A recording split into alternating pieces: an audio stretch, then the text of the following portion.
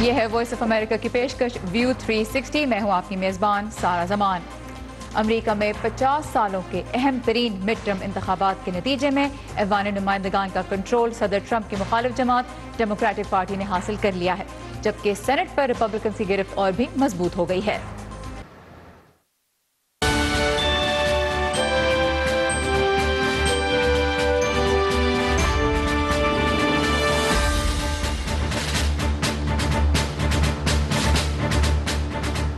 امریکہ کی تاریخ کے ایک انتہائی مڈ ٹرم الیکشن کا نتیجہ سب کے سامنے ہے. ڈیموکریٹک پارٹی جو ہے ایوان نمائندگان میں اکثریت حاصل کرنے میں کامیاب ہو گئی. یہ جو نتیجہ سامنے آیا ہے صدر ڈونلڈ ٹرمپ کے اقتدار کے اگلے 2 سالوں کے لیے کیا معنی رکھتا ہے، اس پر ہم بات کریں گے کچھ ہی دیر میں. لیکن پہلے ہم تھوڑا سا جو کل الیکشن ہوئے ان میں جو رزلٹ سامنے آئے اس کا جائزہ لینے کی کوشش کریں گے، کیونکہ بہت کچھ داؤ پر لگا ہوا تھا. امریکی ایوان نمائندگان کی کل 435 نشستوں پہ الیکشن ہوا. کل تک ریپبلکن پارٹی کے پاس 240 نشستیں تھیں، 245 نشستیں تھیں انفیکٹ، لیکن اب جو نتیجہ سامنے آیا ہے اس میں ڈیموکریٹس کے پاس 219 سیٹیں آ گئی ہیں. 240 ریپبلکنز کے پاس تھیں، 219 آج ڈیموکریٹس حاصل کر گئے ہیں. ایوان میں اکثریت کے لیے 218 سیٹوں کی ضرورت تھی. سینٹ میں کل 100 میں سے 35 نشستوں پہ الیکشن ہوا. ریپبلکنز کے پاس پہلے بھی 51 سیٹوں کے ساتھ اکثریت تھی جو وہ برقرار رکھنے میں کامیاب رہے. لیکن قابل ذکر بات یہ بھی ہے کہ جن 35 سیٹوں پہ کل الیکشن ہوا ان میں سے 26 پر ڈیموکریٹس کو اپنا دفاع کرنا تھا. تو ایک بہت ہی مشکل الیکشن سائیکل تھا ڈیموکریٹس کے سامنے، جہاں تک خاص طور پہ سینٹ کی بات آتی ہے. اب مڈ ٹرم الیکشن جو کل ہوا ہے اس کو خواتین کا سال قرار دیا جا رہا تھا. امریکی تاریخ میں پہلی بار 100 سے زیادہ خواتین کانگریس میں پہنچی ہیں اور پہلی بار ہی 2 مسلمان خواتین ایوان نمائندگان کا حصہ بننے جا رہی ہیں. صومالیہ سے بطور پناہ گزین آنے والی 36 سالہ الہان عمر کو ریاست منیسوٹا نے اپنا نمائندہ منتخب کیا، جبکہ 42 سالہ فلسطینی امریکی رشیدہ طلیب ریاست مشیگن کی اب نمائندگی کریں گی. تو یہ الیکشن صدر ٹرمپ کے لیے ایک ریفرینڈم کے طور پہ دیکھا جا رہا تھا، ان کے انداز قیادت پر، ان کی پالیسیز پر. تو صدر نے سینٹ میں ریپبلکنز کی جیت کو ٹویٹر پر ایک زبردست کامیابی قرار دیا اور پھر اپنے بارے میں کچھ تجزیہ کاروں کی رائے بھی شیئر کی، جس میں انہوں نے تجزیہ کار بین سٹائن کا لکھا ہوا ایک ٹویٹ شیئر کیا کہ ریپبلکنز انتہائی خوش قسمت ہیں کہ ان کے پاس صدر ٹرمپ جیسی شخصیت ہے. صدر ٹرمپ کے پاس کوئی جادو ہے کہ روزانہ میڈیا کے حملوں کے باوجود انہیں سینٹ میں اتنی سیٹیں جتوانے میں وہ کامیاب رہے. ایوان نمائندگان میں ڈیموکریٹس کی کامیابی پر صدر نے ابھی تک ٹویٹر پہ تو کچھ نہیں خاص کہا، لیکن انہوں نے house minority leader Nancy Pelosi کو بذریعہ فون مبارکباد دی ہے. نتائج کے کچھ اہم پہلوؤں پر ہم بات کریں گے وائس آف امریکہ کی اردو سروس کے چیف کوکب فرشوری سے، جو امریکہ کے انتخابی عمل پر بہت گہری نظر رکھتے ہیں. کوکب ویلکم ٹو ویو 360. بہت سارے ریکارڈز بھی ہم نے دیکھا کہ بنے. 113 ملین ووٹرز کل آئے، جو ایک ریکارڈ ہے مڈ ٹرم الیکشنز کے لیے. $1 بلین سے زیادہ کی فنڈ ریزنگ کی گئی تھی، وچ از اندر ریکارڈ. لیکن جو نتائج سامنے آئے ہیں وہ اگر ان کا موازنہ تاریخی پیٹرن سے کیا جائے تو کیا تصویر سامنے آتی ہے؟ دونوں باتیں ہوئی ہیں. تاریخی پیٹرن میں پورے بھی اترے ہیں اور نہیں بھی اترے ہیں. پورے اس طرح سے اترے ہیں کہ جو انکمبنٹ پریزیڈنٹ ہوتا ہے، خاص کر جو اس کا پہلا ٹرم ہوتا ہے، اس میں اس کی پارٹی جو ہے وہ کانگریس میں سیٹس لوز کرتی ہے، اور وہ اس دفعہ بھی دیکھنے میں آیا. بہت کم ایسا ہوا ہے کہ وہ گین کریں، لیکن وہ اس دفعہ بھی دیکھنے میں آیا. سینٹ میں اب جیسے اگر ہم بہت ریسنٹ ہسٹری میں جائیں تو جو پریزیڈنٹ اوباما کی پہلی ٹرم تھی جو 2010 کے الیکشن ہوئے تھے، اس میں انہوں نے سینٹ میں بھی سیٹس لوز کی تھیں، لیکن اس دفعہ ایسا نہیں ہوا. ریپبلکن پارٹی نے سیٹس گین کی ہیں. تو اس لحاظ سے تاریخی پیٹرن سے تھوڑا سا ہٹ گئے ہیں ہم. لیکن اگر ہم جو lower house of the Congress اس کو دیکھیں، ہاؤس آف ریپرزینٹیٹیوز، تو اس میں تاریخ نے اپنے آپ کو دہرایا. لیکن ایک بلو ویو کی بات کی جا رہی تھی کہ ایکسپیکٹیشن ایسی بلڈ ہو گئی تھی جیسے ڈیموکریٹس بہت زیادہ گین کریں گے اور ایک سونامی سی آئے گی.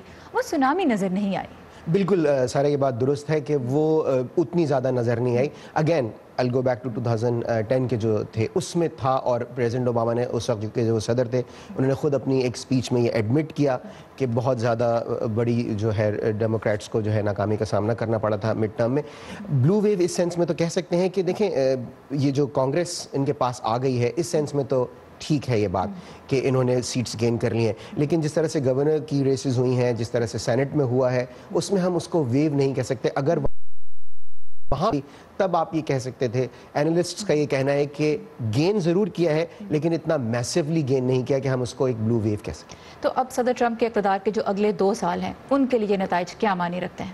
ان میں دیکھیں امپورٹنس اس کی ہوگی. دیکھیں ہمیں سب سے پہلے تو یہ سمجھنا ضروری ہے کہ یہ مقصد کیا ہے. یہ جو جو گورنمنٹ بٹی ہوئی ہے جس میں کہ جیسے لیجسلیٹو یہ ہے، پھر ایگزیکٹو ہے، پھر جوڈیشری ہے، تو یہ چیکس اینڈ بیلنسز کے لیے ہے. اگر تینوں ایک طرف، ظاہر ہے کہ جوڈیشری تو نیوٹرل ہوتی ہے، لیکن جو پارٹی اپنے ججز نامنیٹ کرنا چاہتی ہے، اپنے ججز لانا چاہتی ہے، ظاہر ہے وہ سینٹ کانفرمیشن کے تھرو ہوتا ہے.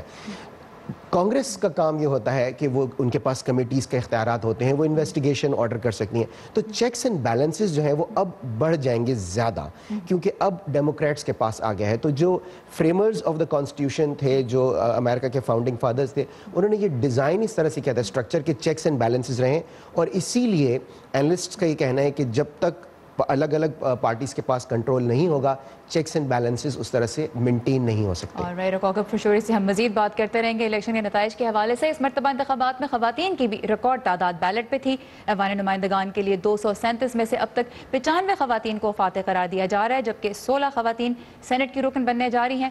جس وقت امریکی ریاست منیسوٹا سے مسلمان خاتون الہان عمر جیت کی خوشی منا رہی تھیں، ثاقب الاسلام وہاں موجود تھے.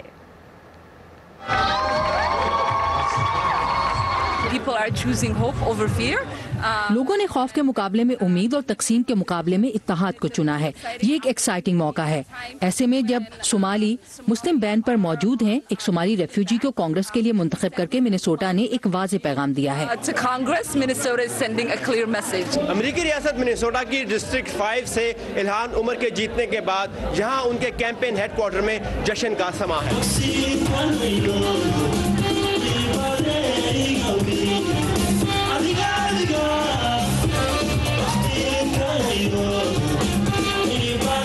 امریکی کانگریس کی رکن منتخب ہونے کے بعد اپنے پہلے خطاب میں انہوں نے اپنی اس جیت کی اہمیت کو واضح کرتے ہوئے کہا،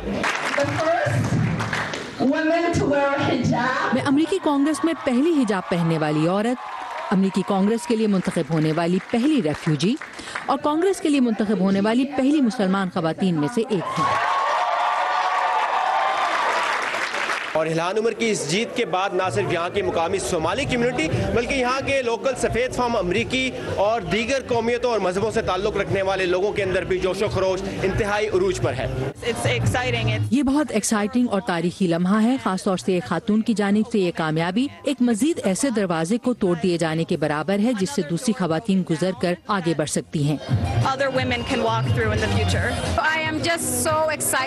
میں ریاست منیسوٹا کی انتہائی شکر گزار ہوں، صرف اس لیے نہیں کہ وہ ہمیں ویلکم کرتے ہیں بلکہ اس لیے بھی کہ وہ تارکین وطن، پناہ گزین اور خاص طور سے خواتین کو اپنی پوری سپورٹ دیتے ہیں. صومالی کمیونٹی کی سیلیبریشنز آپ نے دیکھی اور ریاست مشیگن سے منتخب ہونے والی مسلمان رکن کانگریس رشیدہ طلیب اور ان کے حامی کیا محسوس کر رہے ہیں، یہ جانتے ہیں آفتاب بوڑکا سے جو ان کی وکٹری پارٹی میں موجود تھے. رشیدہ طلیب کی واچ پارٹی میں آنے والے لوگوں کو اتنا تو پتا تھا کہ ان کا جیتنا لگ بھگ ممکن ہی ہے، کیونکہ ان کے سامنے ریپبلکن کینڈیڈیٹ کوئی بھی نہیں کھڑا تھا. اس لیے رشیدہ طلیب جو ہے ایک بھاری مارجن سے جیتی ہیں. کئی ہفتوں کی اور مہینوں کی محنت کے بعد وہ یہ تاریخ رقم کرنے جا رہی ہیں. آج کی جو واچ پارٹی تھی رشیدہ طلیب کی، وہ جذبات اور ایون ایموشنز سے بھی بھری تھی. ایک موقع پر آ کر رشیدہ نے اپنی والدہ کا بھی شکر ادا کیا جو اس وقت وہاں پر موجود تھیں. اگر امیگریشن کی بات ہو تو یہ ملک فیملیز کو تقسیم کرنے کے لیے یا دیواروں یا ان تمام نفرت انگیز چیزوں کے بارے میں نہیں جو آج امیگریشن سے جوڑ دی گئی ہیں. یہ ملک اس بارے میں ہے کہ آج میری والدہ یہاں کھڑے ہو کر اپنی بیٹی کو US کانگریس کا ایک ممبر بنتے دیکھ رہی ہیں. اپنی اسپیچ میں رشیدہ نے کہا کہ وہ اپنی وکٹری سے کافی ایکسائٹیڈ ہیں اور اس دن کا خواب دیکھ رہی ہیں جب وہ کانگریس میں اپنا ایک فلسطینی ڈریس جو کہ ان کی والدہ نے ان کے لیے تیار کیا ہے وہ پہن کر وہاں پہ جائیں گی اور قرآن ہاتھ میں لے کر حلف اٹھائیں گی. ایک تاریخی دن ان کے لیے ہوگا اور ان کا کہنا تھا کہ ان کی اصل جد و جہد جو ہے وہ اب کانگریس میں جاری رہے گی. آفتاب بورکا، اردو VOA، ڈیٹرائٹ، میشیگن. تو امریکہ کی مسلمان کمیونٹی کے لیے تو ایک بہت تاریخی لمحہ ہے، لیکن جو نان مسلم ووٹرز ہیں انہوں نے بھی ایک بہت دلچسپ اور بڑا اہم پیغام بھیجا ہے پورے امریکہ میں ووٹرز کو. سارا یہی ہوتا ہے کہ ایک کینڈیڈیٹ یہاں پر امریکہ میں کن ایشوز پر ایک کینڈیڈیٹ بات کر رہا ہے اس کو ووٹرز زیادہ اہمیت دیتے ہیں، اور بہت دفعہ ہم نے دیکھا ہے کہ اگر آپ اپنے آپ کو کسی ایک بالکل بریکٹ میں ڈال دیتے ہیں تو وہ زیادہ شاید پولیٹیکل انالسٹ کے مطابق اتنا ہیلپ فل نہیں ہوتا. تو ایشوز امپورٹنٹ ہوتے ہیں، کس کانسٹیٹوئنسی سے آپ کمپیٹ کر رہے ہیں، آپ کا سامنے کینڈیڈیٹ کون ہے، وہاں پر زیادہ امپورٹنٹ ایشوز کون سے ہیں اور کن لوگوں کے لیے کون سی چیزیں زیادہ امپورٹنٹ ہیں.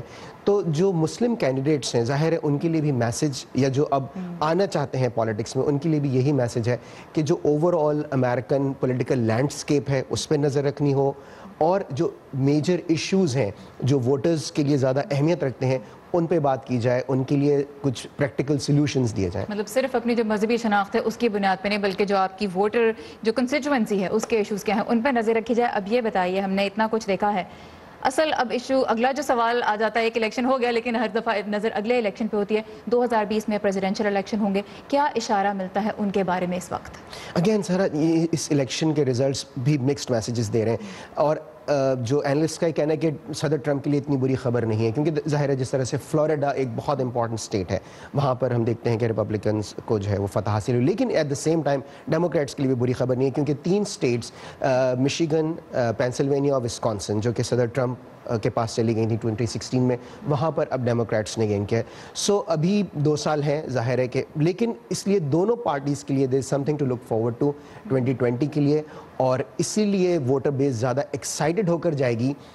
کوئی ایک ووٹر بیس اوور کانفیڈنٹ نہیں ہوگی، کوئی ایک ووٹر بیس ڈیجیکٹڈ یا افسردہ نہیں ہوگی، دونوں ووٹر بیس جو ہیں وہ موبلائزڈ فیل کریں گی. اور 36 ریاستوں میں گورنر کا بھی الیکشن ہوا، کوئی ایسی ریسز تھیں جن پہ خاص طور پہ آپ توجہ دے رہے تھے؟ دیکھیں یہاں واشنگٹن سے بالکل قریب ترین جو جیسے کہ میریلینڈ ہے، میریلینڈ میں ایک بالکل بلو اسٹیٹ، ہم جب بلو کی بات کرتے ہیں ہم اپنے سامعین ناظرین کو بتا دیں کہ اس سے مراد ڈیموکریٹک پارٹی ہے اور ریڈ سے مراد ریپبلکن پارٹی ہے، کیونکہ دونوں پارٹیز کے تو ریپبلکن میریلینڈ جو ہے وہ ڈیموکریٹک پارٹی کے لیے ہمیشہ ووٹ کرتی ہے، لیکن وہاں سے لیری ہوگن دوبارہ گورنر منتخب ہو گئے ہیں.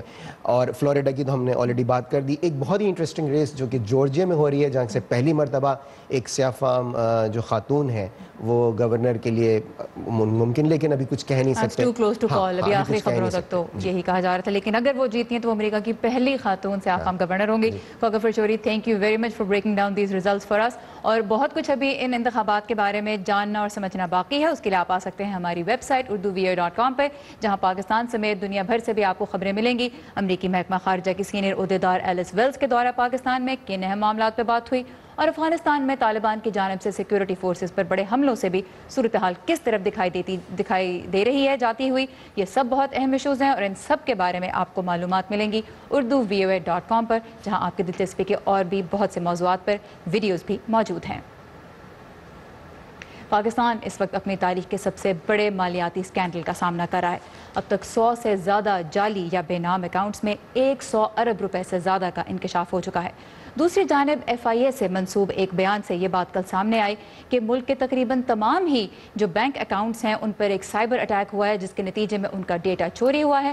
تاہم اسٹیٹ بینک آف پاکستان کے مطابق ایسا صرف ایک ہی بینک کے ساتھ ہوا ہے، اور اسٹیٹ بینک نے تمام بینکس کو اپنا سیکیورٹی نظام بھی مزید مضبوط بنانے کی ہدایت کی ہے.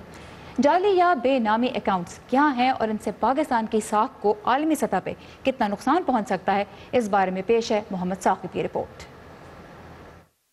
ابھی مجھے جتنی لوگوں کی باتیں بھی سننی پڑیں گی. ملیے سروت زہرا سے، 4 بچوں کی والدہ جو محکمہ سندھ صحت میں کام کرتی ہیں. یہ ان پاکستانی شہریوں میں شامل ہیں جو بیٹھے بٹھائے ارب پتی بن گئے، لیکن ان کے نام پر بننے والے بینک اکاؤنٹ کی انہیں ہی خبر نہ ہوئی.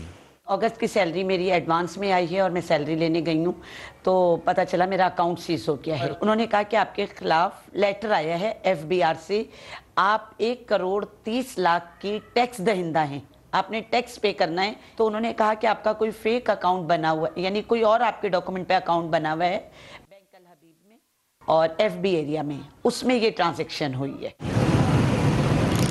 کراچی سے پشاور تک ایسے درجنوں کیسز سامنے آ چکے ہیں جن میں عام لوگوں کے نام پر اکاؤنٹس کھولے گئے. تحقیقاتی اداروں کے مطابق بینک عملے کی ملی بھگت سے محض کسی شہری کا شناختی کارڈ نمبر حاصل کر کے یہ اکاؤنٹ کھولے گئے، اور یہ جب کھاتے داروں کی بائیو میٹرک تصدیق ضروری نہیں تھی.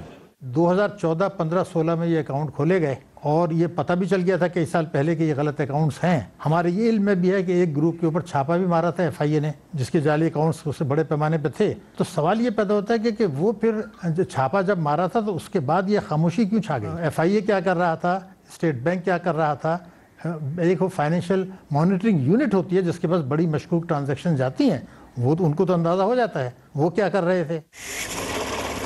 گزشتہ سال جاری ہونے والی امریکی محکمہ خارجہ کی بین الاقوامی انسداد منشیات رپورٹ کے مطابق پاکستان کو منی لانڈرنگ سے سالانہ $10 ارب کا نقصان ہو رہا ہے.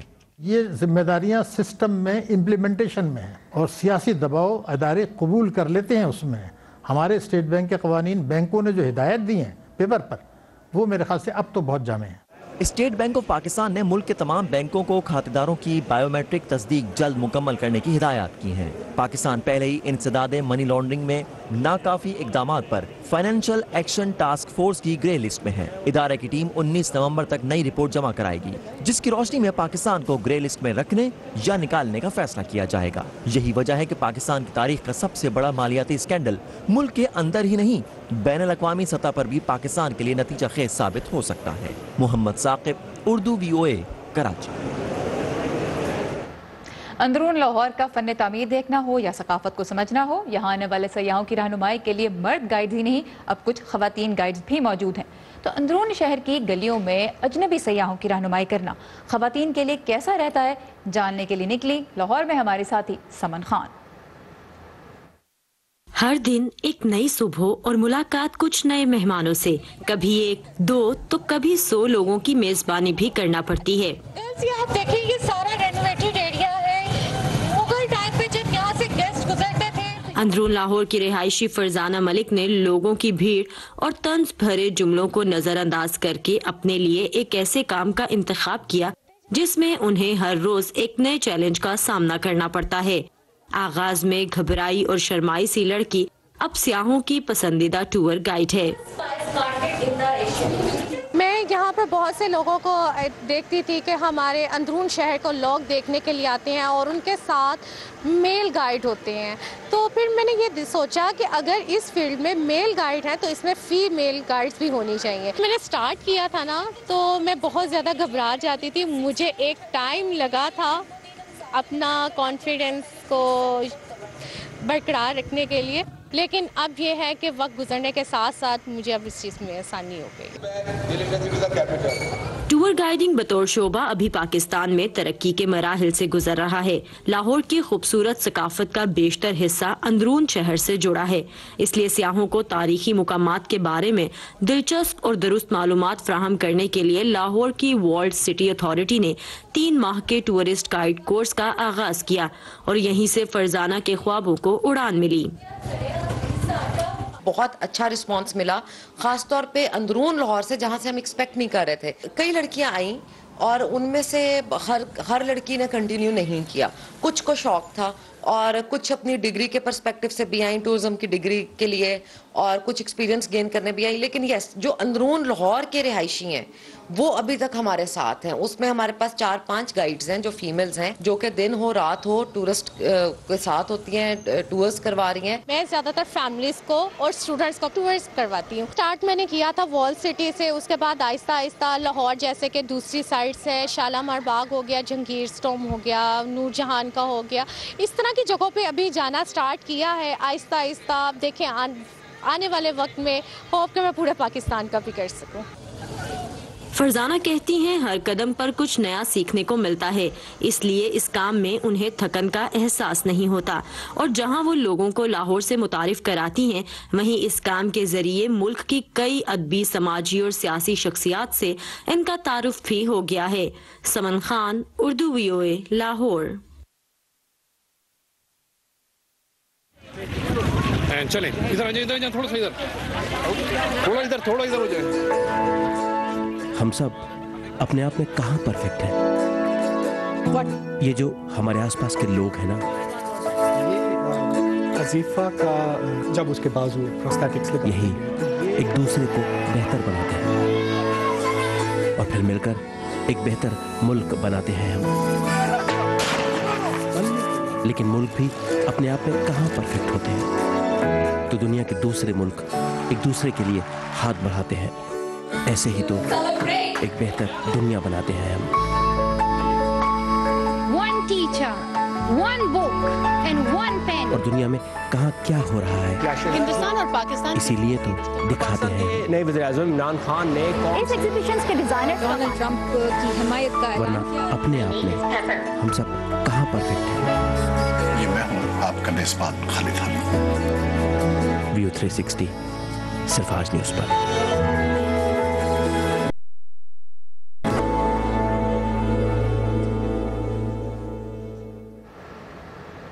کیا یہ ممکن ہے کہ ایک کیفے میں صرف کافی کا اچھا گرما گرم کافی نہ ملتا ہو بلکہ دنیا کو دیکھنے کا ایک نیا زاویہ بھی ملتا ہو؟ اس کا جواب جاننے کے لیے آج ہم چلیں گے رتل جوشی کے ساتھ ممبئی کی ارپن کیفے۔